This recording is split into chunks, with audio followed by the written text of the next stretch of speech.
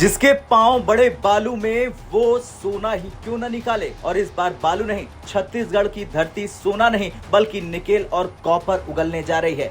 जी हां, भारत की mining history में आज एक ऐतिहासिक पल जुड़ गया। देश की प्रसिद्ध mining company Deccan gold mines limited यानी DGML ने घोषणा की कि दिसंबर से छत्तीसगढ़ के बालू कोना ब्लॉक में ड्रिलिंग शुरू हो जाएगी और शुरुआती अनुमान चौंकाने वाले हैं। यहां से हर साल 10,000 टन निकेल और 10,000 टन कॉपर निकाला जा सकता है। इतना ही नहीं, प्लेटिनियम और पैलेडियम जैसे बहुमूल्य मिनरल्स की भी संभावनाएं जताई जा रही है। ऐसे में सवाल है, क्या ये बड़ी खोज है? दरअसल DGML के MD ने अपने हालिया इंटरव्यू में बताया कि कंपनी दिसंबर 2025 के इस ब्लॉक में ड्रिलिंग ऑपरेशन शुरू कर सकती है। प्राइमरी स्टडी से पता चल रहा है कि इस इलाके में निकेल, कॉपर, प्लेटिनियम, पैलेडियम और हाई वैल्यू रिजर्व मौजूद है। ये खबर सिर्फ माइनिंग की नहीं, ये भारत की इकोनॉमिक और स्ट्रेटेजिक स्वतंत्रता की दिशा में एक बड़ा कदम है, क्योंकि यही मिनरल्स आने वाले समय में ग्रीन एनर्जी, EV इंडस्ट्री और नेशनल सिक्योरिटी की रीढ़ बनने वाले हैं। अब जानते हैं DGML कौन है। डेक्कन गोल्ड मिनरल्स लिमिटेड यानी कि DGML भारत की पहली और एकमात्र प्राइवेट पब्लिकली लिस्टेड कंपनी है जो पहले गोल्ड एक्सप्लोरेशन में काम करती थी। इसका हेडक्वार्टर बेंगलोर में है और ये BSE और NSE दोनों में लिस्टेड है। 2003 में स्थापित इस कंपनी ने अब तक सिर्फ गोल्ड पर काम किया था, लेकिन ये पहली बार क्रिटिकल मिनरल्स सेक्टर में उतर चुकी है, यानी वो मिनरल्स जो भारत की फ्यूचर इकोनॉमी और डिफेंस स्ट्रेंथ दोनों के लिए जरूरी है। अब DGML के ग्लोबल ऑपरेशन पहले से मौजूद है।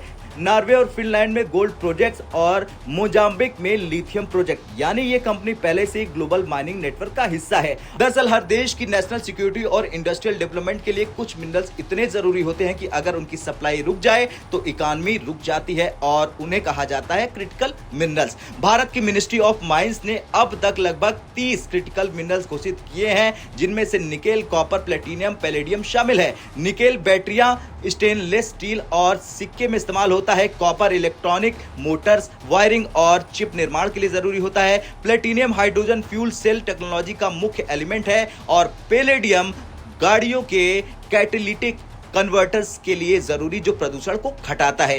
इन सब मिनरल्स की ग्लोबल सप्लाई चेन पर फिलहाल चीन का वर्चस्व है, यानी अगर चीन चाहे तो इन मिनरल्स को हथियार की तरह इस्तेमाल कर सकता है, ठीक वैसे ही जैसे पहले उसने रेयर अर्थ एलिमेंट्स के साथ किया।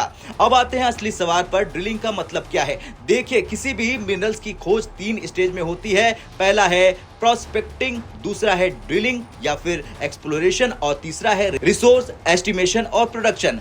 DGML अब दूसरे स्टेज पर है, यानी भारत के मिनरल्स के लिए सबसे निर्णायक मोड़ पर।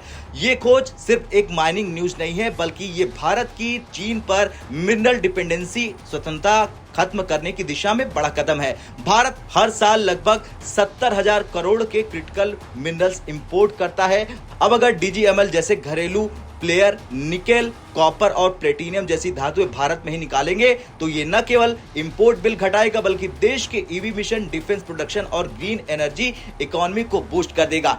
DGML के ये प्रोजेक्ट सिर्फ भारत तक सीमित नहीं है। कंपनी पहले ही किर्गिस्तान में एक्टिव है, जो रूस और चीन दोनों की सीमा से सटा है। इसमें भारत को सेंट्रल एशिया में स्ट्रेटेजिक उपस्थिति मिल रही है। यूरोप के फिनलैंड के प्रोजेक्ट भारत को यूरोपियन यूनियन की माइनिंग सप्लाई चेन में लाते हैं और अफ्रीका के मोजाम्बिक लिथियम प्रोजेक्ट से भारत की ग्रीन एनर्जी कनेक्टिविटी मजबूत होती है। यानी DGML एक कंपनी नहीं बल्कि भारत की मिनरल डिप्लोमेसी की नई ताकत बन रही है। इस खोज से भारत को 5 बड़े फायदे होंगे। पहला, इंपोर्ट डिपेंडेंसी घट जाएगी। दूसरा, चीन की सप्लाई चेन मोनोपोली टूट जाएगी। तीसरा, EV, ग्रीन टेक्नोलॉजी और डिफेंस सेक्टर को बूस्ट मिलेगा। चौथा, रोजगार, इंडस्ट्रियल डेवलपमेंट बढ़ जाएगा और पांचवा, भारत क्रिटिकल मिनरल्स हब बनने की दिशा में बढ़ जाएगा। ऐसे में कहावत सच साबित होती है कि धरती जब बोलती है तो भविष्य सुनाई देता है और आज छत्तीसगढ़ की धरती भारत को आने वाले दशक की टेक्नोलॉजी सुपर पावर बना सकती है। अब DGML की ये खोज सिर्फ खनन नहीं बल्कि आत्मनिर्भरता की एक नई परत है। अब देखना तो ये होगा कि क्या भारत इस मौके को